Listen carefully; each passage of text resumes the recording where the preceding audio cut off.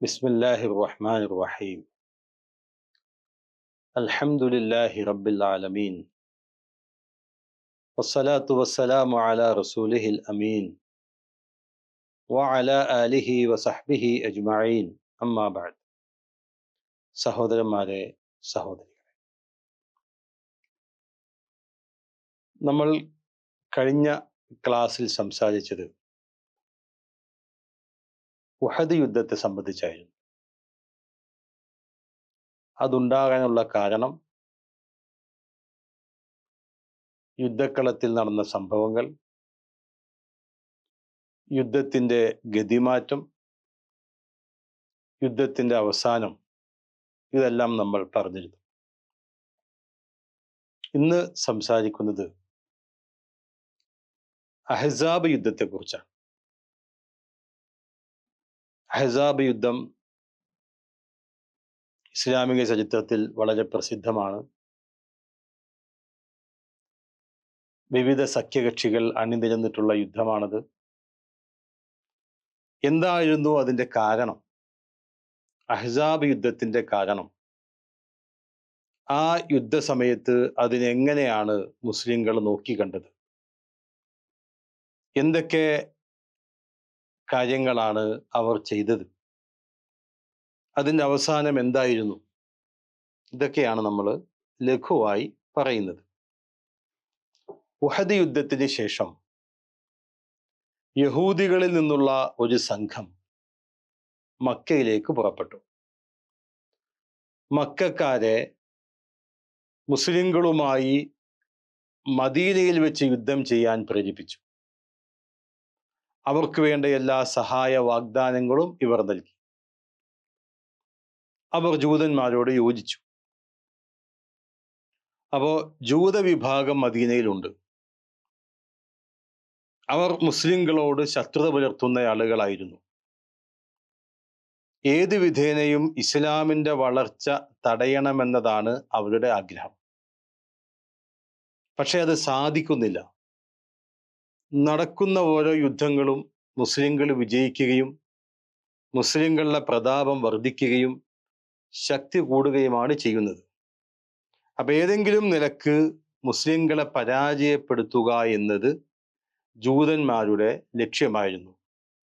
അതിൻ്റെ അടിസ്ഥാനത്തിൽ കൂടിയാണ് ഒരു സംഘം ജൂതന്മാർ മക്കയിലെത്തി മക്കക്കാരോട്, നിങ്ങൾ മദീനയിൽ വന്ന് മുസ്ലിങ്ങളോട് യുദ്ധം ചെയ്യണം എന്ന് പ്രോത്സാഹിപ്പിച്ചത്. നിങ്ങൾക്ക് ആവശ്യമുള്ള എല്ലാ സഹായങ്ങളും മദീനയിൽ നിന്ന് തന്നെ ഞങ്ങൾ ചെയ്തു തരാം എന്നാണ് ജൂതന്മാരുടെ വാഗ്ദാനം. അങ്ങനെ അവർ ജൂതന്മാരോട് ആ അടിസ്ഥാനത്തിൽ മക്കയിലെ ആളുകൾ യോജിച്ചു. അവർക്ക് ദേഷ്യമുണ്ടല്ലോ, ബദർ കഴിഞ്ഞു, ഉഹദ് കഴിഞ്ഞു, ഒരുപാട് നഷ്ടങ്ങളും പ്രയാസങ്ങളും പ്രതിസന്ധികളും ഉണ്ട് അവർക്ക്. അവരുടെ ലക്ഷ്യം നടന്നില്ല, ഇപ്പോൾ തന്നെ ശരിയാക്കി കളയാം എന്ന് പറഞ്ഞ് പുറപ്പെട്ട സംഘം അവർ തന്നെ ശരിയായിട്ടാണ് തിരിച്ചു പോയത്. ഇതൊക്കെ അവരുടെ മനസ്സിൽ വല്ലാതെ വിഷമമുണ്ടാക്കിയിട്ടുണ്ട്. അപ്പോൾ ചാൻസ് നോക്കിയിരിക്കുന്ന സമയത്താണ് മദീനയിൽ നിന്ന് ജൂതന്മാർ അങ്ങോട്ട് എത്തുന്നത്. അപ്പോൾ ജൂതന്മാരുടെ പ്രോത്സാഹനം, അവരുടെ സഹായ വാഗ്ദാനം, ഇതൊക്കെ മക്കക്കാരായ ആളുകൾക്ക് ഒരു യുദ്ധം കൂടി ചെയ്യാനുള്ള പ്രചോദനമാവുകയാണ്. അങ്ങനെ അവർ ചില ഗോത്രക്കാരെ സമീപിച്ചുകൊണ്ടും മുസ്ലിങ്ങൾക്കെതിരെ യുദ്ധം ചെയ്യാൻ പ്രേരിപ്പിച്ചു. അവരെല്ലാം അതിനെ അനുകൂലിച്ചു. ഇപ്രകാരം അസത്യത്തിൻ്റെ കക്ഷിക്കാരെ പ്രവാചകനും വിശ്വാസികൾക്കുമെതിരിൽ തന്ത്രപൂർണമായി സംഘടിപ്പിച്ചുകൊണ്ട് ജൂതന്മാർ തങ്ങളുടെ രാഷ്ട്രീയ നേതൃത്വം തെളിയിക്കുന്നത് വിജയിച്ചു. അപ്പോൾ തന്ത്രപരമായിട്ടാണ് ജൂതന്മാർ പ്രവാചകനും വിശ്വാസികൾക്കുമെതിരെ പല കക്ഷികളെയും ഒരുമിച്ച് കൂട്ടിയത്. വിവിധ കക്ഷികൾ പല ഭാഗത്ത് നിന്നായി ഒത്തുചേർന്ന് ഇങ്ങനെ ഇസ്ലാമിനും മുസ്ലിങ്ങൾക്കുമെതിരെ പല കക്ഷികളും ഒന്നിച്ചു ചേർന്ന് യുദ്ധം ചെയ്തതിനാൽ ഈ യുദ്ധത്തിന് അഹ്സാബ് അഥവാ സഖ്യകക്ഷി യുദ്ധം എന്ന് പേര് വിളിക്കപ്പെട്ടു. അപ്പൊ യുദ്ധത്തിന്റെ പേര് അഹ്സാബ്, ഹിസുബ് പാർട്ടി, കക്ഷി, അഹ്സാബ് കക്ഷികൾ, പാർട്ടിക്കാർ. അപ്പൊ വിവിധ കക്ഷികൾ യോജിച്ചുകൊണ്ട് ഇസ്ലാമിനും മുസ്ലിങ്ങൾക്കും എതിരെ നടത്തിയ യുദ്ധമായതിനാലാണ് ഇതിനെ അഹ്സാബ് എന്ന് വിളിക്കുന്നത്. സഖ്യസേന എന്ന് വേണം നമുക്ക് പറയാം. ശത്രുക്കളുടെ ഭാഗത്ത് ഇസ്ലാമിനെതിരെ വന്നിട്ടുള്ള സഖ്യസേനയാണ്. പല ഭാഗത്തു നിന്നുള്ള ആളുകൾ അവർ ഒരു ഭാഗത്തേക്ക് യോജിച്ചുകൂടി ഒരു ലക്ഷ്യത്തിന് വേണ്ടി വരുന്നു. അങ്ങനെ സംഘടിച്ച് സഖ്യം ചെയ്തുകൊണ്ട് അങ്ങനെ സഖ്യസേനയായി അവർ ഇസ്ലാമിനെതിരെ യുദ്ധം ചെയ്യാൻ വേണ്ടി വന്നത് കൊണ്ടാണ് അഹ്സാബ് യുദ്ധമെന്ന് ഇതിന് പേര് വിളിക്കപ്പെട്ടത്. ഹിജ്റയുടെ 5-ാം വർഷം ശവ്വാൽ മാസത്തിൽ മുശ്രിക്കുകൾ നാനാഭാഗത്തു നിന്നും മദീനയെ ലക്ഷ്യമാക്കി നീങ്ങി.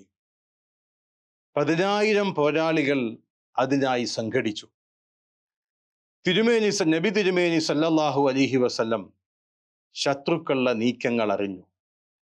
ഉടൻ തൻ്റെ അനുയായികളുമായി കൂടിയാലോചന നടത്തി.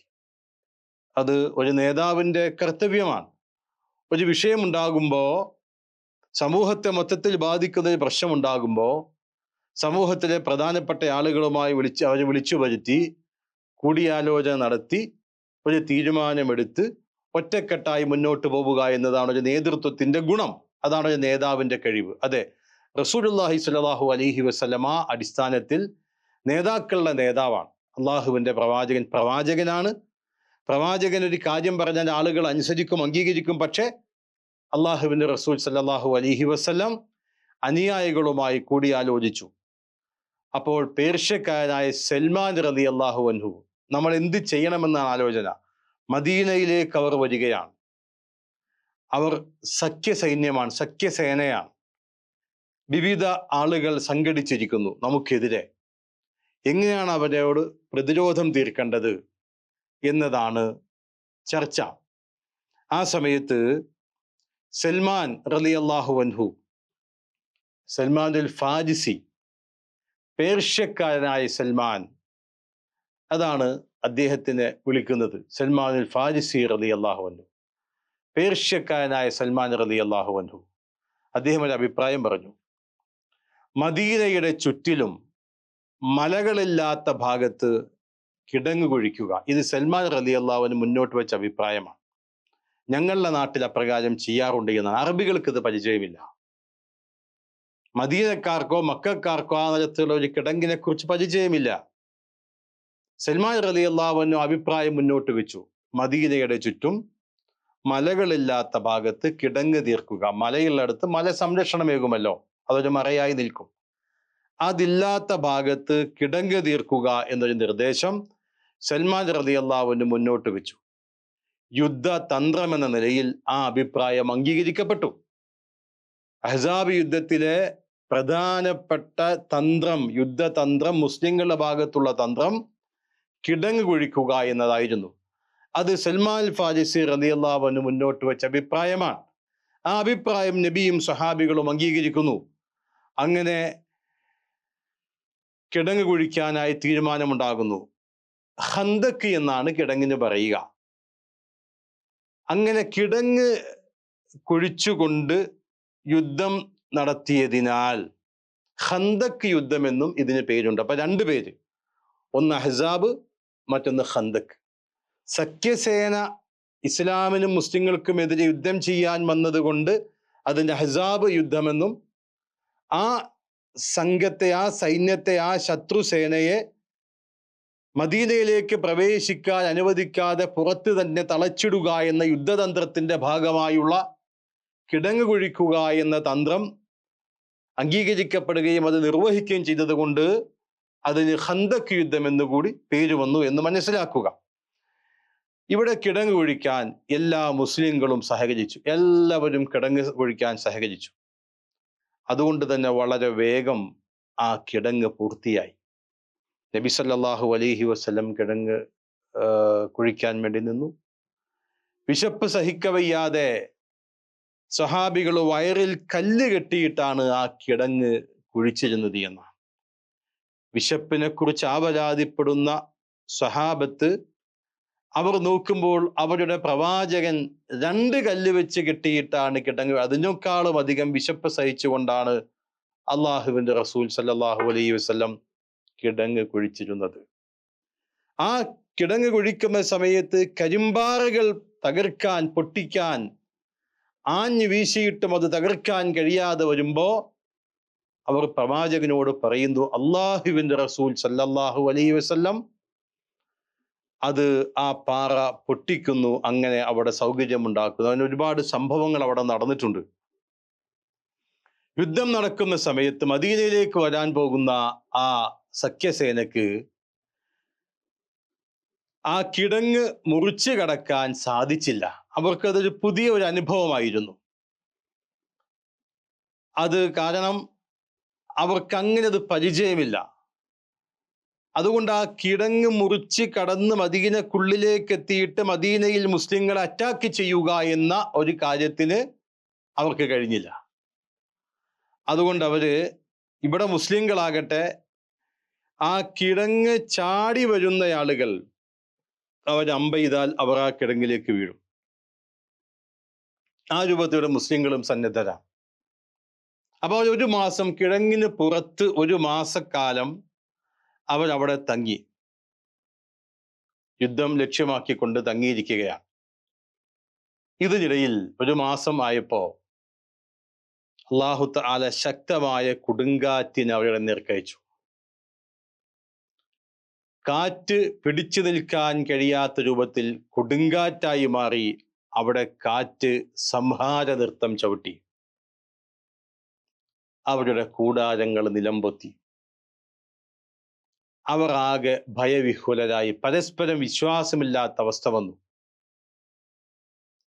അങ്ങനെ അവർ എത്രയും പെട്ടെന്ന് തങ്ങളുടെ നാടുകളിലേക്ക് അവർ തിരിച്ചുപോയി, യാത്രയായി. അതോടുകൂടി ആ പ്രശ്നം അവിടെ പരിഹരിക്കപ്പെട്ടു. അതാണ് അഹ്സാബ് യുദ്ധം. അപ്പോ അതിന് കാരണക്കാരായത് ജൂതന്മാരാണ്. മദീനയിലേക്ക് നിങ്ങൾ വന്ന് മുസ്ലിങ്ങളോട് അക്രമം ചെയ്യുക, മുസ്ലിങ്ങളെ നിങ്ങൾ യുദ്ധം ചെയ്യുക, അവരോട് യുദ്ധം നടത്തുക, അതിൻ്റെ ഉള്ളിൽ നിൽക്കുന്ന ഞങ്ങൾക്ക് നിങ്ങളെ സഹായിക്കാൻ കഴിയും, ഞങ്ങൾ ഏത് വിധേനയും സഹായം ചെയ്യാം എന്നതായിരുന്നു അവര് മക്കക്കാരെ യുദ്ധത്തിന് വേണ്ടി പ്രേരിപ്പിക്കുവാൻ വേണ്ടി നൽകിയ വാഗ്ദാനം. അതിൻ്റെ അടിസ്ഥാനത്തിലാണ് യുദ്ധത്തിൽ മുസ്ലിങ്ങളോട് നടത്തിയ യുദ്ധങ്ങളിലൊക്കെ പരാജയത്തിന്റെ കയ്പുനീര് കുടിച്ച മക്കക്കാർ വീണ്ടും ഒരു യുദ്ധത്തിന് മുതിർന്നത്. പക്ഷേ അതും പരാജയപ്പെടുകയാണ് ഉണ്ടായത്. അവർക്ക് സൽമാൻ ഫാരിസി റളിയല്ലാഹു അൻഹു മുന്നോട്ട് വെച്ച യുദ്ധതന്ത്രത്തിന്റെ ഭാഗമായുള്ള കിടങ്ങ് കുഴിക്കുക എന്ന കാര്യം, ആ കിടങ്ങ് കണ്ടപ്പോൾ അവരുടെ എല്ലാ പദ്ധതികളും തരിപ്പണമായി. അവർ പിന്നീട് മദീനയിലേക്ക് പ്രവേശിക്കാൻ കഴിയാതെ മദീനക്ക് പുറത്ത് അവർ തങ്ങി. ഒരു മാസത്തോളം തങ്ങിയെങ്കിലും പിന്നീടുണ്ടായ ശക്തമായ കൊടുങ്കാറ്റിൽ അവരുടെ ടെന്റുകളൊക്കെ നിലംപതിച്ചു. അവർക്ക് പിടിച്ചു നിൽക്കാൻ കഴിഞ്ഞില്ല. അവർ ഭയവിഹ്വലരായി, പരസ്പരം വിശ്വാസമില്ലാത്ത അവസ്ഥ വന്നു. അവർ എത്രയും പെട്ടെന്ന് തങ്ങളുടെ നാടുകളിലേക്ക് തിരിച്ചു പോകേണ്ട അവസ്ഥ വന്നു. അങ്ങനെ അവര് പരാജിതരായി തന്നെ മടങ്ങിപ്പോയി. ലക്ഷ്യം നിറവേറ്റാതെ, ലക്ഷ്യത്തിലേക്ക് എത്താതെ അവർ തിരിച്ചു പോകേണ്ട അവസ്ഥ അവർക്ക് സംജാതമായി. ഇതാണ് അഹ്സാബ് അഥവാ ഖന്തക് യുദ്ധം എന്ന് നമ്മൾ മനസ്സിലാക്കുക. വിശദമായി നിങ്ങൾ ഇസ്ലാമി ചരിത്രം അതിൻ്റെ ഗ്രന്ഥങ്ങളിൽ നിന്ന് പഠിക്കുക. അള്ളാഹു അനുഗ്രഹിക്കട്ടെ. വൽഹംദുലില്ലാഹി റബ്ബിൽ ആലമീൻ. വസല്ലല്ലാഹു തആല വസല്ലമ അലാ നബിയിനാ മുഹമ്മദ് വഅലാ ആലിഹി വസഹ്ബിഹി അജ്മഈൻ. ആമീൻ ബിറഹ്മതിക യാ അർഹമർ റഹീമീൻ. അസ്സലാമു അലൈക്കും വറഹ്മത്തുള്ളാഹി വബറകാതുഹു.